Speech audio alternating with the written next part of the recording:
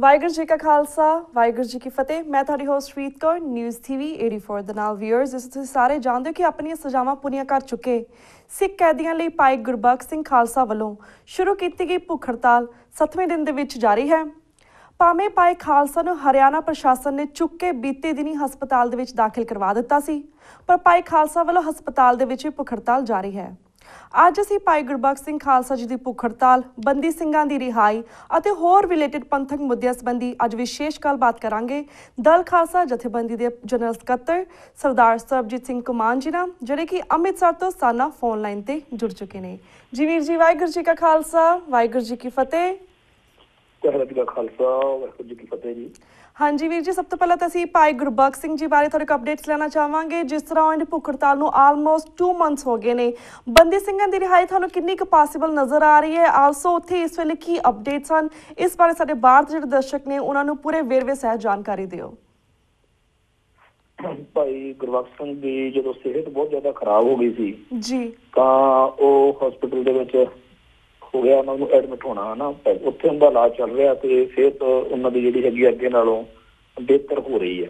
हाँ जी, उन्होंने गैर हाज़री दे विच जिहड़ा बाकी सिंह बैठे सीगे उन्होंने उत्थे गुरप्यार सिंह नाम दे सिंह नूं भुख हड़ताल ते बैठाया सीगा। पर गुरुद्वारा साहब लखनौर साहब जिथे सारा प्रोग्राम चल रही है अंबाले के कोल, उत्थों इन्हां नूं मतलब कह दिता गया कि चले जाओ। बड़ी सख्ती नाल जदों इन्हां नूं उत्थों कहा गया तां इह जत्था जिहड़ा सीगा सारा कल दिल्ली जंतर मंतर ते जाके भुख हड़ताल सारिआं ने शुरू करती। जिहड़े 5-6 सिंह सी उत्थे गुरी हुणी ते होर सारे गुरप्रीत सिंह गुरी ते गुरप्यार सिंह वगैरह इन्हां ने भुख हड़ताल उत्थे शुरू करती। पर उत्थे भी सिखां नूं जिहड़ा हैगा पुलिस ने लोकल जिहड़ी उत्थों दी थाणा सीगा जंतर मंतर वाला, उन्हां ने उत्थों लै गए थाने में जाके काफी उन्होंने रखवारी की, फिर वार्निंग दे के भी तुसीं जंतर मंतर ते नहीं बैठ सकते, तुसीं नहीं किते बैठ सकते, तुहाडे कोले परमिशन नहीं, ये वो काफी उन्होंने हराश किया। काफी गल्लां करन तो बाद फिर हिरासत विच नहीं लिया, फिर उन्होंने छड्डता। इस गल दा पंथ विच बड़ी चर्चा हो रही थी कि अगे की बनेगा। ते अज हुण पता लग्या है कि विष्णु गार्डन दा जिहड़ा गुरुद्वारा भाई लालो जी दे नाम ते ਬਣਿਆ ਹੋਇਆ ਉੱਥੇ ਸਿੰਘ ਜਿਹੜੇ ਨੇਗੇ ਉਹ ਸਾਰੀ ਰਾਤ ਰੁਕੇ ਨੇ ਤੇ ਉਹਨਾਂ ਦੀ ਭੁੱਖ ਹੜਤਾਲ ਜਿਹੜੀ ਹੈਗੀ ਆ ਉਹ ਜਾਰੀ ਆ। ਪਰ ਅਸਲ ਵਿੱਚ ਅਸੀਂ ਇੱਕ ਗੱਲ ਇੱਥੇ ਕਹੀਏ ਕਿ ਜਿਹੜੀ ਇਹ ਭੁੱਖ ਹੜਤਾਲ ਆ ਇਹ ਭਾਈ ਗੁਰਬਖਸ਼ ਸਿੰਘ ਖਾਲਸਾ ਦੀ ਭੁੱਖ ਹੜਤਾਲ ਹੈਗੀ ਆ। ਤੇ ਉਹਦੀ ਗੈਰ ਹਾਜ਼ਰੀ ਦੇ ਵਿੱਚ ਜਿਹੜੀ ਭਾਈ ਗੁਰਪਿਆਰ ਸਿੰਘ ਨੇ ਜਾਂ ਹੋਰ ਸਿੰਘਾਂ ਨੇ ਗੈਰ ਹਾਜ਼ਰੀ ਵਿੱਚ ਰੱਖੀ ਆ। ਅਸਲ ਵਿੱਚ ਇਹ ਭੁੱਖ ਹੜਤਾਲ ਭਾਈ ਗੁਰਬਖਸ਼ ਸਿੰਘ ਦੀ ਹੀ ਰਹਿਣੀ ਹੈ। ਜਿਵੇਂ ਅਸੀਂ ਜਾਣਦੇ ਹਾਂ ਕਿ ਮਨੀਪੁਰ ਦੀ ਇੱਕ ਬੀਬੀ ਆ ਰੋਮ ਸ਼ਰਮੀਲਾ ਚਾਨੂ, ਉਹਨੇ ਸਨ 2000 ਤੋਂ ਭੁੱਖ ਹੜਤਾਲ ਰੱਖੀ ਹੋਈ ਆ ਤੇ ਉਹਨੂੰ ਸਟੇਟ ਫੜ ਲੈਂਦੀ ਆ। ਉਹ ਜਿਹੜੇ ਵੱਧ ਅਧਿਕਾਰ ਮਿਲੇ ਆ ਭਾਰਤੀ ਸੁਰੱਖਿਆ ਫੋਰਸਾਂ ਨੂੰ ਕਿ ਜਿਹਨੂੰ ਜਦੋਂ ਮਰਜ਼ੀ ਜਾ ਕੇ ਮਾਰ ਸਕਦੇ ਆ, ਕੁੱਟਮਾਰ ਕਰ ਸਕਦੇ ਆ, ਜ਼ੁਲਮ ਕਰ ਸਕਦੇ ਆ। ਉਹਦੇ ਖਿਲਾਫ ਬੀਬੀ ਸ਼ਰਮੀਲਾ ਦੀ 2000 ਤੋਂ 14 ਸਾਲ ਤੋਂ ਭੁੱਖ ਹੜਤਾਲ ਚੱਲ ਰਹੀ। ਉਹ ਉਹਨੂੰ ਫੜਦੇ ਆ, ਜਿਵੇਂ ਗੁਰਬਖਸ਼ ਸਿੰਘ ਨੂੰ ਮੈਡੀਕਲ ਐਡ ਦਿੱਤੀ ਹੈ ਐਵੇਂ ਉਹਨੂੰ ਦਿੰਦੇ ਆ। ਜਦੋਂ ਵੀ ਬੀਬੀ ਸਰਕਾਰੀ ਹੱਥਾਂ ਤੋਂ ਬਾਹਰ ਆਉਂਦੀ ਹੈ, ਹਸਪੀਟਲ ਤੋਂ ਬਾਹਰ ਆਉਂਦੀ ਆ, ਉਹ ਆਪਣੀ ਭੁੱਖ ਹੜਤਾਲ ਜਾਰੀ ਰੱਖ ਲੈਂਦੀ ਆ। ਮਤਲਬ ਉਹ ਆਪਦੇ ਹੱਥਾਂ ਨਾਲ ਆਪਦੀ ਮਰਜ਼ੀ ਨਾਲ ਖਾਣਾ ਨਹੀਂ ਲੈ ਰਹੀ। ਇਵੇਂ ਹੀ ਗੁਰਬਖਸ਼ ਸਿੰਘ ਜਿਹੜਾ ਹੈਗਾ ਉਹ ਇਸ ਟਾਈਮ ਹਸਪੀਟਲ 'ਚ, ਪਰ ਜਦੋਂ ਹੀ ਉਹ ਬਾਹਰ ਆਉਣਗੇ ਉਹਨਾਂ ਨੂੰ ਵੀ ਇੰਝ ਹੀ ਕਰਨਾ ਪਊਗਾ ਕਿਉਂਕਿ ਇਹ ਭੁੱਖ ਹੜਤਾਲ ਗੁਰਬਖਸ਼ ਸਿੰਘ ਦੀ ਵੀ ਰਹਿਣੀ ਹੈ। ਤੇ ਭਾਈ ਗੁਰਬਖਸ਼ ਸਿੰਘ ਇਸੇ ਭੁੱਖ ਹੜਤਾਲ ਦੇ ਉੱਤੇ ਜਿੰਨਾ ਸਮਾਂ ਆਪਦੇ ਜਿਹੜਾ ਉਹਨਾਂ ਦਾ ਨਿਸ਼ਚਾ ਕੀਤਾ, ਜਿਹੜਾ ਪ੍ਰਣ ਕੀਤਾ, ਜਿਹੜਾ ਵਚਨ ਕੀਤਾ, ਉਹਦੇ ਉੱਤੇ ਉਹਨਾਂ ਨੂੰ ਪਹਿਰਾ ਦੇਣਾ ਪਏਗਾ। ਇਹੀ ਖਾਲਸੇ ਦਾ ਜਾਂ ਸਿੱਖ ਆਦਰਸ਼ ਵਿੱਚ ਇਹੀ ਰਿਹਾ ਕਿ ਜਿਹੜਾ ਵਚਨ ਆ ਉਹਨੂੰ ਪੂਰਾ ਕਰਨਾ ਚਾਹੀਦਾ। ਸਿੱਖ ਜਗਤ ਜਿਹੜਾ ਹੈਗਾ ਉਹ ਭਾਈ ਗੁਰਬਖਸ਼ ਸਿੰਘ ਦੇ ਜੇਲ੍ਹ ਤੋਂ ਬਾਹਰ ਆਉਣ ਦੇ ਤੇ ਬਾਹਰ ਆ ਕੇ ਭੁੱਖ ਹੜਤਾਲ ਫਿਰ ਆਪਣਾ ਉਵੇਂ ਰੀਸਟਾਰਟ ਕਹਿ ਲਈਏ ਜਾਂ ਕੰਟੀਨਿਊ ਕਹਿ ਲਈਏ ਉਹਨੂੰ ਲੀਕ ਕਰ ਰਹੇ ਆ। ਅੱਜ ਤੱਕ ਦੀ ਅਪਡੇਟ ਇਹ ਹੈਗੀ ਆ ਕਿ ਗੁਰਬਖਸ਼ ਸਿੰਘ ਹਸਪੀਟਲ 'ਚ ਨੇ, ਭੁੱਖ ਹੜਤਾਲ ਉਹਨਾਂ ਦੀ ਜਾਰੀ ਹੈ। जी thank you so much for that update वीर जी। एंड काफ़ी लाइक जो बाहरले सिख ने काफ़ी कन्फ्यूजन दे विच है because like few days back जिस तरह भाई खालसा जाना चाहते सीगे पंजाब जाना चाहते सी हरियाणे तो एंड बोर्ड तो पहले ही उन्होंने काफ़ी रोक दिता गया। वट एग्जैक्टली हैपनड ओवर उत्थे एग्जैक्टली की होया सीगा, इस बारे पूरी डिटेल दे नाल सानूं दसो कि क्यों नहीं वो पंजाब जां अमृतसर पहुंच सके। ਇਹ ਇੱਕ ਜਿਹੜੀ ਭਾਰਤੀ ਸਟੇਟ ਦੀ ਨਾ ਸਿੱਖਾਂ ਨੂੰ, ਸਿੱਖੀ ਮੁੱਖ ਧਾਰਾ ਨਾਲ ਜੁੜੇ ਹੋਏ ਲੋਕਾਂ ਨੂੰ ਜਾਂ ਇਸ ਤਰ੍ਹਾਂ ਦੇ ਜਿਹੜੇ ਮੁੱਦੇ ਚੱਕਦੇ ਆ ਉਹਨਾਂ ਮੁੱਦਿਆਂ ਨੂੰ ਕ੍ਰਸ਼ ਕਰਨ ਦੀ ਜਿਹੜੀ ਨੀਤੀ ਹੈ ਉਹਦਾ ਹੀ ਇੱਕ ਛੋਟਾ ਜਿਹਾ ਐਪੀਸੋਡ ਆ। ਆਪਾਂ ਇਹਨੂੰ ਨਿੱਕੀਆਂ ਘਟਨਾਵਾਂ ਨਿੱਕੇ ਹਿੰਸਿਆਂ ਵਿੱਚ ਜਦੋਂ ਕਰਕੇ ਦੇਖਦੇ ਹਾਂ, ਟੋਟਿਆਂ ਦੇ ਕਰਕੇ ਗੱਲ ਨੂੰ ਦੇਖਦੇ ਹਾਂ, ਉਦੋਂ ਕਈ ਵਾਰੀ ਆਪਾਂ ਪੁੱਠੇ ਸਿੱਧੇ ਰਿਜ਼ਲਟ ਕੱਢਦੇ ਹਾਂ। ਅਸਲ ਵਿੱਚ ਤਾਂ ਇਹ ਹੈਗੀ ਆ ਕਿ ਭਾਰਤੀ ਮੁੱਖ ਧਾਰਾ ਨੇ ਸਿੱਖੀ ਦੀ ਮੁੱਖ ਧਾਰਾ ਨੂੰ ਕ੍ਰਸ਼ ਕਰਨਾ ਸ਼ੁਰੂ ਕੀਤਾ ਹੈ। ਉਹਦਾ ਇੱਕ ਇਹ ਨਿੱਕਾ ਜਿਹਾ ਹਿੱਸਾ ਆ ਕਿ ਜਦੋਂ ਸਿੱਖ ਦਰਬਾਰ ਸਾਹਿਬ ਦੇ ਵਿੱਚ ਆਪਣੇ ਹੀ ਅਖੰਡ ਪਾਠ ਪ੍ਰਕਾਸ਼ ਕਰਾਇਆ ਔਰ ਸ਼੍ਰੋਮਣੀ ਕਮੇਟੀ ਦੇ ਪ੍ਰਧਾਨ ਨੇ ਉੱਥੇ ਜਾ ਕੇ ਕਿਹਾ ਕਿ ਠੀਕ ਆ ਜੀ, ਤੁਸੀਂ ਆ ਜਾਓ ਤੇ ਅਸੀਂ ਅਖੰਡ ਪਾਠ ਪ੍ਰਕਾਸ਼ ਕਰਾ ਦਿੰਦੇ ਹਾਂ। ਔਰ ਜਦੋਂ ਇਹ ਜਥਾ ਤੁਰਿਆ ਤੇ ਉਹਨੂੰ ਰੋਕਣ ਦੇ ਲਈ ਜਿਵੇਂ ਸੁਰੱਖਿਆ ਫੋਰਸਾਂ, ਜਿਵੇਂ CRP ਤੱਕ ਲਾਈ ਗਈ ਔਰ ਜਿਵੇਂ ਦੋਨੇ ਪਾਸੇ ਪੰਜਾਬ ਦੀ ਪੁਲਿਸ ਵੀ ਤਿਆਰ ਖੜੀ ਸੀ ਜੇਕਰ ਉਧਰੋਂ ਹਰਿਆਣੇ ਚੋਂ ਆ ਜਾਂਦੇ, ਦਿੱਲੀ ਦਰਬਾਰ ਨੇ ਬਹਿ ਕੇ ਡਿਸਾਈਡ ਕੀਤਾ ਕਿ ਭਾਈ ਗੁਰਬਖਸ਼ ਸਿੰਘ ਨੂੰ ਤੇ ਜਥੇ ਨੂੰ ਦਰਬਾਰ ਸਾਹਿਬ ਨਹੀਂ ਜਾਣ ਦੇਣਾ। ਹੁਣ ਜਿੱਥੇ ਸਿੱਖਾਂ ਦੇ ਦਰਬਾਰ ਸਾਹਿਬ ਦੇ ਜਾਣ ਤੇ ਪਾਬੰਦੀਆਂ ਹੋਣ ਤੇ ਉਹਨੂੰ ਜੇ ਆਪਾਂ ਕਹੀਏ ਜੀ ਇੱਥੇ ਤਾਂ ਸਾਨੂੰ ਇਨਸਾਫ ਮਿਲ ਜਾਊਗਾ ਤੇ ਜਿਹੜਾ ਸਿੱਖਾਂ ਨਾਲ ਵਿਤਕਰਾ ਹੋ ਰਿਹਾ ਜਿਸ ਇਸ਼ੂ ਦੇ ਉੱਤੇ ਅਸੀਂ ਲੜ ਰਹੇ ਹਾਂ, ਇਹ ਮੋਰਚਾ ਜਿਹੜਾ ਇਸ ਟਾਈਮ ਹੈਗਾ ਉਹਦਾ ਇਨਸਾਫ ਦੀ ਤਾਂ ਬੜੀ ਦੂਰ ਦੀ ਗੱਲ ਆ। ਅਗਲੇ ਤਾਂ ਤੁਹਾਨੂੰ ਦਰਬਾਰ ਸਾਹਿਬ ਤੇ ਦਰਸ਼ਨ ਕਰਨ ਤੱਕ ਨਹੀਂ ਜਾਣ ਦੇਣ ਨੂੰ ਤਿਆਰ। ਗੱਲ ਇਕੱਲੀ ਇੱਕ ਗੁਰਬਖਸ਼ ਸਿੰਘ ਦੀ ਨਹੀਂ ਹੈਗੀ, ਇੱਥੇ ਤਾਂ ਤਖ਼ਤਾਂ ਦੇ ਜਿਹੜੇ ਜਥੇਦਾਰ ਨੇ ਉਹ ਵੀ ਹਕੂਮਤ ਦੇ ਕਰਿੰਦਿਆਂ ਦੇ ਮੁਹਤਾਜ ਹੋਏ ਪਏ ਨੇ। ਜਿਹੜੇ ਭਾਰਤੀ ਮੁੱਖ ਧਾਰਾ ਦੇ ਅਧੀਨਗੀ ਮੰਨ ਚੁੱਕੇ ਆ ਬਾਦਲ ਦਲ ਵਾਲੇ, ਇਹਨਾਂ ਨੇ ਜੋ ਕੁਛ ਉਦੋਂ ਕੀਤਾ ਇੱਥੇ ਜਥੇਦਾਰ ਆਨੰਦਗੜ੍ਹ ਦੇ ਮਾਮਲੇ 'ਚ, ਉਹ ਵੀ ਗੁਰਬਖਸ਼ ਸਿੰਘ ਵਾਂਗੂ ਹੀ ਇੱਕ ਗੱਲ ਆ। ਗੁਰਬਖਸ਼ ਸਿੰਘ ਜਿਹੜਾ ਹੈਗਾ ਇੱਕ ਆਮ ਸਿੱਖ ਆ ਤੇ ਇਹ ਜਥੇਦਾਰ ਆ ਆਨੰਦਗੜ੍ਹ, ਔਰ ਤਖ਼ਤ ਸ੍ਰੀ ਦਮਦਮਾ ਸਾਹਿਬ ਦੇ ਜਥੇਦਾਰ ਨੂੰ ਆਪਣੇ ਹੀ ਅਧਿਕਾਰ ਖੇਤਰ ਦੇ ਵਿੱਚ ਤਖ਼ਤ ਸਾਹਿਬ ਦੇ ਨੇੜੇ ਗੁਰਦੁਆਰਾ ਸਾਹਿਬ ਦੇ ਵਿੱਚ ਅਖੰਡ ਪਾਠ ਨਹੀਂ ਪ੍ਰਕਾਸ਼ ਕਰਨ ਦਿੱਤਾ, ਕਿਉਂਕਿ ਜੀ ਉਹ ਨਾਕਸ਼ੇ ਕੈਲੰਡਰ ਦਾ ਜਿਹੜਾ ਵਿਰੋਧ ਕਰਦੇ ਆ ਤੇ ਉਹ ਅੱਜ ਕੱਲ੍ਹ ਬਾਦਲ ਦਲੀਆਂ ਨੂੰ ਜਾਂ RSS ਨੂੰ ਜਾਂ ਹਿੰਦੂ ਤਵੀਆਂ ਨੂੰ ਰੜਕਦੇ ਨੇ। ਉਵੇਂ ਹੀ ਗੁਰਬਖਸ਼ ਸਿੰਘ ਰੜਕਦਾ। ਗੁਰਬਖਸ਼ ਸਿੰਘ ਨੂੰ ਉਹਨਾਂ ਨੇ ਇੱਥੇ ਨਹੀਂ ਆਉਣ ਦਿੱਤਾ ਔਰ ਫਿਰ ਉਹਨਾਂ ਨੇ ਇੱਕ ਇਹੋ ਜਿਹਾ ਮਾਹੌਲ ਕ੍ਰੀਏਟ ਕਰਤਾ ਕਿ ਉਹਨੂੰ ਚੱਕ ਕੇ ਹਸਪੀਟਲ ਲੈ ਜਾਓ, ਫੜਦੇ ਉਹਨੂੰ ਹੈ ਨਹੀਂ, ਜਾਂ ਤਾਂ ਗ੍ਰਿਫਤਾਰ ਕਰ ਲੈਣ ਤੇ ਉਹਨੂੰ ਹੁਣ ਹਸਪੀਟਲ 'ਚ ਰੱਖਿਆ ਹੋਇਆ। ਇੱਥੇ ਸਿੱਖ ਜਗਤ ਦੇ ਵਿੱਚ ਜਿਹੜੀ ਹੈਗੀ ਆ ਮਾਯੂਸੀ, ਨਿਰਾਸ਼ਾ, ਬੇਵਿਸ਼ਵਾਸੀ ਵਧਾਉਣ ਵਾਲੀਆਂ ਗੱਲਾਂ ਜਿਹੜੀਆਂ ਨੇ ਲਗਾਤਾਰ ਕੀਤੀਆਂ ਜਾ ਰਹੀਆਂ ਨੇ। ਇੱਥੋਂ ਦਾ ਜਿਹੜਾ ਇੰਡੀਅਨ ਮੀਡੀਆ, ਖਾਸ ਤੌਰ ਤੇ PTC ਚੈਨਲ ਜਿਹੜਾ, ਉਹਦੇ ਵਿੱਚ ਬਾਰ-ਬਾਰ ਮਤਲਬ ਇਹੋ ਜਿਹੀਆਂ ਖਬਰਾਂ ਪਲਾਟ ਕਰਕੇ ਮੀਡੀਆ, ਸੋਸ਼ਲ ਮੀਡੀਆ ਵਿੱਚ ਵੀ ਇਹ ਸਾਰੇ ਜਿਹੜਾ ਮੋਰਚਾ ਟੁੱਟ ਜਾਵੇ। ਪਰ ਅਸੀਂ ਇਹ ਸਮਝਦੇ ਹੈਗੇ ਹਾਂ ਕਿ ਇਹ ਜਿਹੜਾ ਮੋਰਚਾ ਇਹ ਕੋਈ ਰਿਆਇਤਾਂ ਲੈਣ ਲਈ ਮੋਰਚਾ ਨਹੀਂ ਹੈਗਾ। ਗੁਰਬਖਸ਼ ਸਿੰਘ ਦੀ ਜਿਹੜੀ ਜੰਗ ਆ ਜੀ, ਇਹ ਨਹੀਂ ਹੈਗੀ ਕਿ ਜਿਹੜੇ ਸਿੱਖ ਸੰਘਰਸ਼ ਨਾਲ ਜੁੜੇ ਹੋਏ ਉਮਰ ਕੈਦੀ ਆ, ਜਿਹੜੇ ਸੱਤ ਸਿੰਘਾਂ ਦੀ ਰਿਹਾਈ ਦੀ ਗੱਲ ਉਹ ਕਰ ਰਹੇ ਨੇ ਕਿ ਇਹਨਾਂ ਨੂੰ ਜੀ ਬਾਕੀਆਂ ਨਾਲੋਂ ਛੇਤੀ ਛੱਡ ਦਿਓ ਜਾਂ ਏਦਾਂ, ਇਹ ਨਹੀਂ ਹੈਗਾ ਕਿਹਾ। ਸਾਡੀ ਇਸ ਤਰ੍ਹਾਂ ਸਿੱਖਾਂ ਦੀ ਜਿਹੜੀ ਇਹ ਇੱਛਾ ਹੈਗੀ ਆ, ਜਾਂ ਅਸੀਂ ਇਹ ਦੁਨੀਆ ਸਾਹਮਣੇ ਨਸ਼ਰ ਕਰ ਰਹੇ ਹੈਗੇ ਆ ਕਿ ਦੇਖੋ ਇੱਥੇ ਗੁਰਮੀਤ ਪੈਂਕੀ ਵਰਗੇ ਜਿਹੜੇ ਨੇ, ਜਦੋਂ ਉਹਨਾਂ ਨੂੰ ਉਮਰ ਕੈਦ ਹੁੰਦੀ ਆ ਤਾਂ ਉਹ 7 ਸਾਲਾਂ ਬਾਅਦ ਘਰ ਨੂੰ ਭੇਜ ਦਿੱਤੇ ਜਾਂਦੇ ਆ, ਕਿਉਂਕਿ ਉਹ ਸਰਕਾਰੀ ਬੋਲੀ ਬੋਲਦੇ ਆ। ਪਰ ਜਿਹੜੇ ਸਿੱਖ ਹੱਕਾਂ ਲਈ ਲੜਨ, ਸਿੱਖੀ ਦੀ ਗੱਲ ਕਰਨ, ਉਹਨਾਂ ਨੂੰ ਜਿਹੜਾ ਹੈਗਾ ਇਹ ਕਹਿ ਕੇ ਕਿ ਨਹੀਂ ਜੀ ਉਹ ਤਾਂ ਸੁਪਰੀਮ ਕੋਰਟ ਨੇ ਰੋਕ ਲਾਤੀ, ਉਹ ਤਾਂ ਜੀ ਸੁਪਰੀਮ ਕੋਰਟ ਦੀ ਰੂਲਿੰਗ ਆ ਕਿ ਇੱਕ ਉਮਰ ਕੈਦੀ ਸਾਰੀ ਉਮਰ ਲਈ ਜੇਲ੍ਹ 'ਚ ਰਹੂਗਾ ਜੀ। ਤੇ ਭਾਈ ਉਹ ਗੁਰਮੀਤ ਪੈਂਕੀ ਵਰਗੇ ਜਾਂ ਜਿਹੜੇ ਹੋਰ 8-8, 14-14, 16-16 ਸਾਲ ਬਾਅਦ ਬਾਕੀ ਛੱਡੇ ਜਾਂਦੇ ਆ, ਤੇ ਇਹ ਸਿੱਖਾਂ ਨੂੰ 20-22 ਅਸੀਂ ਇਹ ਵਿਤਕਰੇ ਦੇ ਖਿਲਾਫ ਲੜਾਈ ਆ, ਨਾ ਕਿ ਸਿੱਖਾਂ ਦੀ ਖਾਸ ਰੇਟਾਂ ਮੰਗਣ ਦੀ ਲੜਾਈ ਆ। ਔਰ ਗੁਰਬਖਸ਼ ਸਿੰਘ ਦੀ ਇਹ ਲੜਾਈ ਜਿਹੜੀ ਹੈਗੀ ਆ, ਇਹਨੇ ਦੁਨੀਆ ਦੇ ਸਾਹਮਣੇ ਭਾਰਤੀ ਹਕੂਮਤ ਦਾ ਦੋਗਲਾਪਣ ਇੱਕ ਵਾਰੀ ਫਿਰ ਨੰਗਾ ਕੀਤਾ। ਵੀਰ, ਜਿਸ ਤਰ੍ਹਾਂ ਜਦ ਭਾਈ ਗੁਰਬਖਸ਼ ਸਿੰਘ ਜੀ ਖਾਲਸਾ ਜਿਹੜੇ ਬੈਠੇ ਨੇ ਵਰਤ, ਉਸ ਤੋਂ ਬਾਅਦ ਕਾਫੀ ਜਥੇਬੰਦੀਆਂ ਵੱਲੋਂ ਜਾਂ ਫਿਰ ਕਾਫੀ ਲੋਕਾਂ ਦੇ ਵੱਲੋਂ ਕਾਫੀ ਡਿਫਰੈਂਟ ਸਟੇਟਮੈਂਟਸ ਆਉਂਦੇ ਨੇ, ਬਿਆਨ ਆਉਂਦੇ ਨੇ। ਰੀਸੈਂਟਲੀ ਜਿਸ ਤਰ੍ਹਾਂ ਆਈ ਨੋ ਕਿ ਇਹ 7 ਬੰਦੀ ਸਿੰਘਾਂ ਦੀ ਰਿਹਾਈ ਲਈ ਬੈਠੇ ਨੇ, ਪਰ ਦੇ ਓਵਰ 120 ਸਿੰਘ ਜਿਨ੍ਹਾਂ ਦੀ ਰਿਹਾਈ ਹੋ ਸਕਦੀ ਹੈ ਫਿਰ ਜਾਂ ਉਹਨਾਂ ਨੂੰ ਆਪਣੀਆਂ ਸਜ਼ਾਵਾਂ ਇਹਨੂੰ ਪੂਰੀਆਂ ਕਰ ਚੁੱਕੇ ਨੇ। ਪਰ ਜਿਸ ਤਰ੍ਹਾਂ ਰੀਸੈਂਟਲੀ ਇੱਕ ਪ੍ਰੈਸ ਕਾਨਫਰੰਸ ਦੇ ਵਿੱਚ ਪੰਜਾਬ ਦੇ DGP ਸਮੇਤ ਸੈਣੀ ਨੇ ਕਿਹਾ ਸੀ ਕਿ ਜੇਲ੍ਹ ਦੇ ਵਿੱਚ ਐਸਾ ਕੋਈ ਬੰਦਾ ਨਹੀਂ ਜਿਸ ਦੀ ਰਿਹਾਈ ਹੋ ਸਕੇ, ਪਹਿਲਾਂ ਹੋ ਸਕੇ। ਇਸ ਪ੍ਰੈਸ ਕਾਨਫਰੰਸ ਦਾ ਜਵਾਬ ਦੇ ਵਿੱਚ ਤੁਸੀਂ ਕੀ ਕਹਿਣਾ ਚਾਹੋਗੇ ਅਗਰ ਸਮੇਤ ਸੈਣੀ ਨੂੰ? ਉਹ ਆਪਦੇ ਹੀ ਗੱਲਾਂ ਨੂੰ ਆਪ ਹੀ ਕੱਟੀ ਗਏ ਆ ਉਦੋਂ DGP ਜੀ। ਇੱਕ ਪਾਸੇ ਤਾਂ ਕਹਿੰਦੇ ਆ ਕੋਈ ਕੈਦੀ ਹੈ ਹੀ ਨਹੀਂ ਇਹੋ ਜਿਹਾ, ਦੂਜੇ ਪਾਸੇ ਕਹਿੰਦੇ ਆ ਜਿਹੜੇ ਉਹ 1-2 ਹੈਗੇ ਆ ਬਾਜ ਸਿੰਘ ਤੇ 1-2 ਨੇ ਨਾਂ ਲਏ ਆ, ਉਹਨਾਂ ਦੀ ਕਿਤੇ ਤਾਂ ਨਹੀਂ ਹੋ ਸਕਦੀ ਕਿਉਂਕਿ ਜੀ ਉਹ ਸੁਪਰੀਮ ਕੋਰਟ ਦੀ ਲੱਗੀ ਵੀ। ਜਦੋਂ ਸੁਪਰੀਮ ਕੋਰਟ ਦੀ ਰੋਕ ਨਹੀਂ ਸੀ ਜਾਂ ਜੇ ਅੱਜ ਸੁਪਰੀਮ ਕੋਰਟ ਦੀ ਰੋਕ ਨਾ ਹੁੰਦੀ ਫੇਰ ਤੁਸੀਂ ਉਹਨਾਂ ਨੂੰ ਕਿਤੇ ਛੱਡ ਦੇਣਾ ਸੀ, ਜਿਹੜਾ ਤੁਸੀਂ ਹੁਣ ਤੱਕ ਉਹਨਾਂ ਵੱਲ ਧਿਆਨ ਦਿੱਤਾ।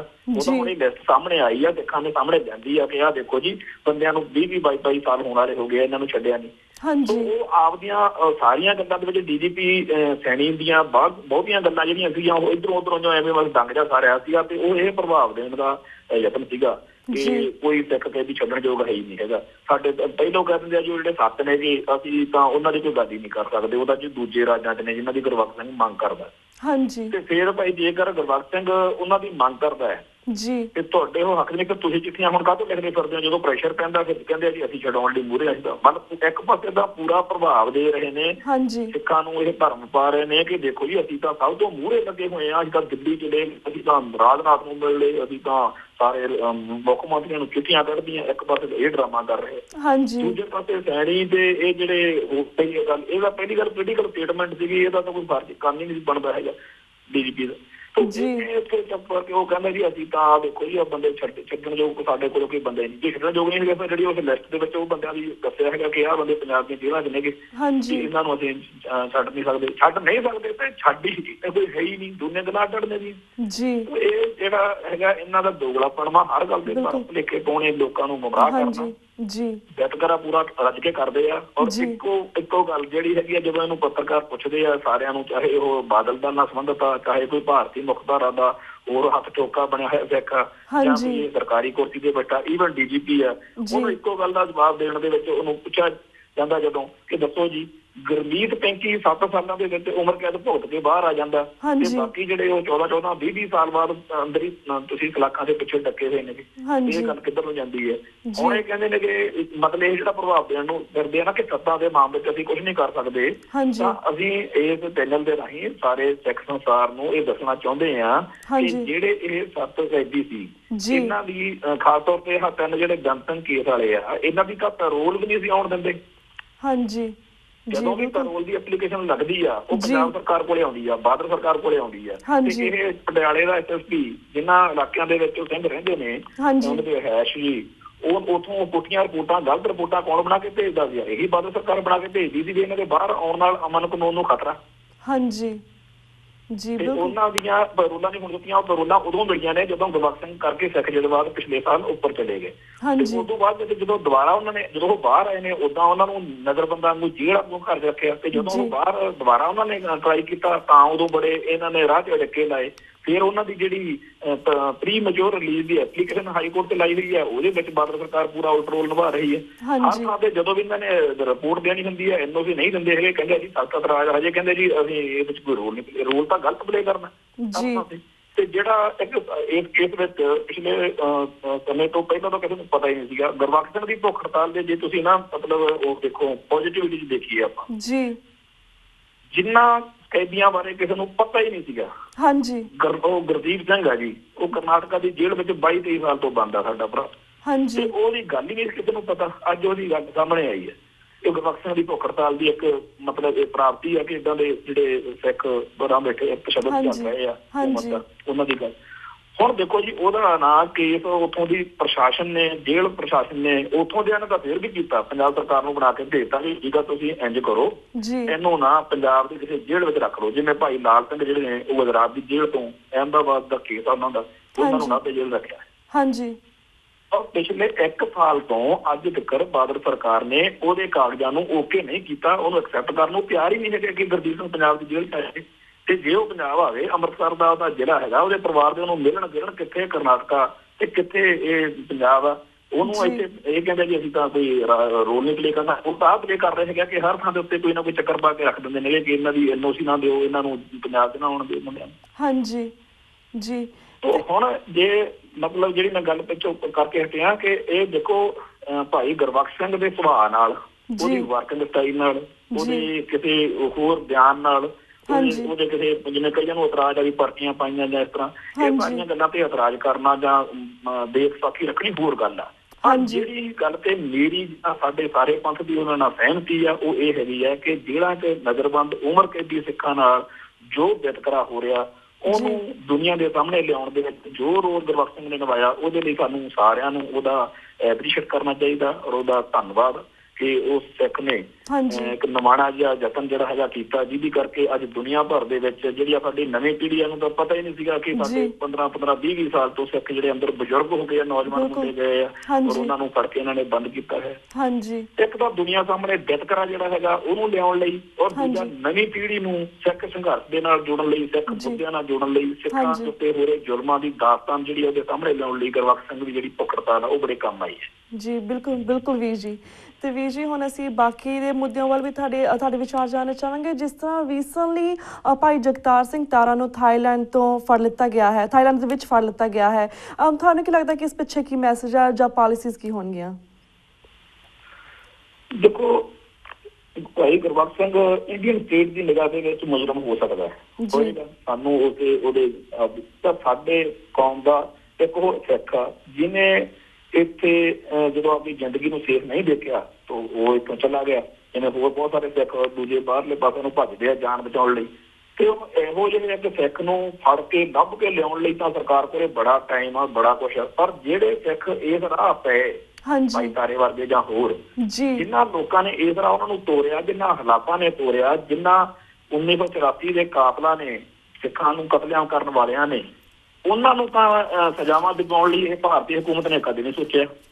ਜੀ ਬਿਲਕੁਲ। ਤੋਂ ਇਸ ਟਾਈਮ ਥਾਈਲੈਂਡ ਦੇ ਵਿੱਚ ਬਹੁਤ ਸਾਰੀਆਂ ਸਿੱਖ ਜਥੇਬੰਦੀਆਂ ਜਾਂ ਲੀਗਲੀ ਤੌਰ ਤੇ ਉਹਦੀ ਪੈਰਵਾਈ ਕਰਨ ਲਈ ਉੱਥੇ ਸਰਗਰਮ ਹੋਈਆਂ ਨੇ ਔਰ ਸਾਨੂੰ ਆਸ ਆ ਵੀ ਇਹ ਤਾਰੇ ਦੀ ਜਿਹੜੀ ਹੈਗੀ ਆ ਭਾਰਤ ਸਰਕਾਰ ਦੇ ਕੋਲ ਹਵਾਲਗੀ ਨੂੰ ਰੋਕਣ ਦੀ ਜਿਹੜੇ ਸਿੱਖ ਯਤਨ ਸ਼ੁਰੂ ਹੋਏ ਨੇ ਸੰਸਾਰ ਵਿੱਚ ਥਾਂ ਤੇ ਮੈਮੋਰੰਡਮ ਦਿੱਤੇ ਜਾ ਰਹੇ ਨੇ, ਆਵਾਜ਼ ਉਠਾਈ ਜਾ ਰਹੀ ਆ ਉਹਦੇ ਹੱਕ ਵਿੱਚ ਔਰ ਬੜੀ ਚੰਗੀ ਗੱਲ ਆ ਕਿ ਅੱਜ ਤੋਂ ਪਹਿਲਾਂ ਸ਼ਾਇਦ ਏਦਾਂ ਬਾਹਲਾ ਕਦੇ ਨਹੀਂ ਹੋ ਸਕਿਆ ਕਿ ਜਿਹੜਾ ਸਾਡਾ ਨਵਾਂ ਯੂਥ ਆ, ਮੈਂ ਪਹਿਲਾਂ ਗੱਲ ਕੀਤੀ ਹੈ ਕਿ ਜਿਨ੍ਹਾਂ ਦੀ ਉਮਰ ਜਿਨ੍ਹਾਂ ਦਾ ਜਨਮ ਸਾਰੇ ਇਸ ਰੌਲੇ ਤੋਂ ਬਾਅਦ ਵਿੱਚ ਹੋਇਆ, ਉਸ ਜਿਹੜੀ ਨੌਜਵਾਨ ਪੀੜ੍ਹੀ ਹੈ ਉਹਨੂੰ ਭਾਈ ਤਾਰੇ ਦੇ ਕਰਕੇ ਜਾਂ ਗੁਰਬਖਸ਼ ਸਿੰਘ ਦੇ ਕਰਕੇ ਜਾਂ ਇਹਨਾਂ ਗੱਲਾਂ ਕਰਕੇ ਜਿਹੜਾ ਸਾਡੇ ਨਾਲ ਜ਼ੁਲਮ ਇੰਡੀਅਨ ਸਟੇਟ ਕਰ ਰਹੀ ਹੈ ਉਹਦੇ ਬਾਰੇ ਜਾਣਕਾਰੀ ਮਿਲ ਰਹੀ ਆ। ਅਸੀਂ ਸਮਝਦੇ ਹੈਗੇ ਆ ਕਿ ਥਾਈਲੈਂਡ ਦੇ ਸਿੱਖਾਂ ਨੂੰ ਤੇ ਸਾਰੇ ਸੰਸਾਰ ਦੇ ਸਿੱਖਾਂ ਨੂੰ ਜਿਹੜਾ ਹੈਗਾ ਉਹ ਭਾਈ ਤਾਰੇ ਦੀ ਹਮਾਇਤ ਕਰਨੀ ਚਾਹੀਦੀ। ਬਿਲਕੁਲ ਜੀ, ਬਿਲਕੁਲ ਵੀਰ ਜੀ। ਤੇ ਵੀਰ ਜੀ ਜਿਸ ਤਰ੍ਹਾਂ ਬੀਜੇਪੀ ਪਹਿਲਾਂ ਬਾਦਲ ਅਕਾਲੀ ਦਲ ਨੂੰ ਡਰੱਗ ਦੇ ਮਾਮਲੇ ਵਿੱਚ ਘੇਰਨ ਨੂੰ ਫਿਰਦੀ ਸੀ, ਇਸ ਸੰਬੰਧੀ ਅਮਿਤ ਸ਼ਾਹ ਪ੍ਰੈਜ਼ੀਡੈਂਟ ਬੀਜੇਪੀ ਪੰਜਾਬ ਦੇ ਵਿੱਚ ਰੈਲੀ ਨੂੰ ਸੰਬੋਧਨ ਕਰਨ ਲਈ ਵੀ ਆ ਰਿਹਾ ਸੀ, ਪਰ ਅਮਿਤ ਸ਼ਾਹ ਨੇ 22 ਫਰਵਰੀ ਜਿਹੜੀ ਆਪਣੀ ਅੰਮ੍ਰਿਤਸਰ ਦੀ ਰੈਲੀ ਆ ਉਹ ਰੱਦ ਕਰ ਦਿੱਤੀ ਹੈ। ਹੁਣ ਇਸ ਬਾਰੇ ਤੁਸੀਂ ਕੀ ਕਹਿਣਾ ਚਾਹੋਗੇ?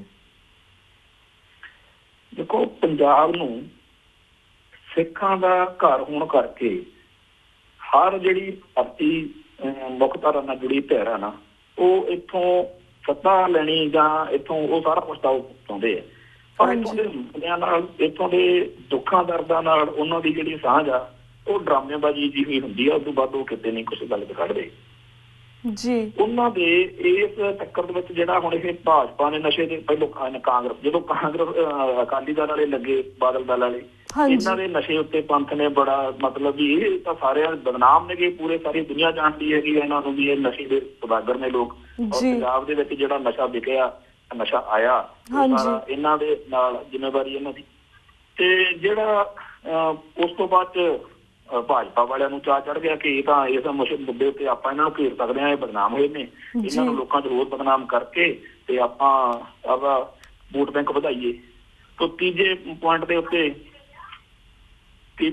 ਦੇ ਉੱਤੇ ਇਹ ਜਿਹੜਾ ਹੈਗਾ ਗੱਲ ਆ ਜਾਂਦੀ ਆ ਜੀ ਇਹਨਾਂ ਦੀ ਕਾਂਗਰਸੀਆਂ ਦੀ।